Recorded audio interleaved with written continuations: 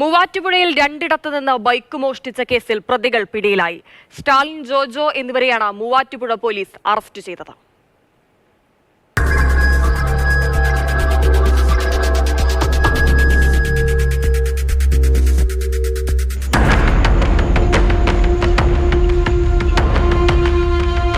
കടാതി ഭാഗത്ത് ഫ്ളാറ്റിന്റെ കോമ്പൗണ്ടിൽ അതിക്രമിച്ചു കയറി പോർച്ചിൽ സൂക്ഷിച്ചിരുന്ന ഡ്യൂക്ക് ബൈക്കും മേക്കടമ്പ് പഞ്ചായത്ത് പടി ഭാഗത്ത് നിന്ന് പൾസർ ബൈക്കുമാണ് സ്റ്റാലിനും ജോജോയും മോഷ്ടിച്ചത്.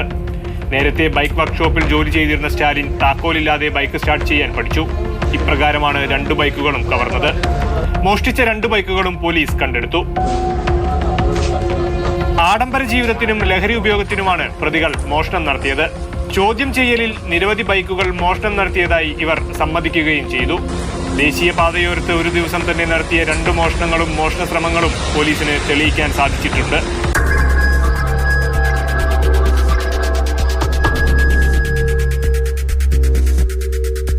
മാതൃഭൂമി ന്യൂസ്, കൊച്ചി.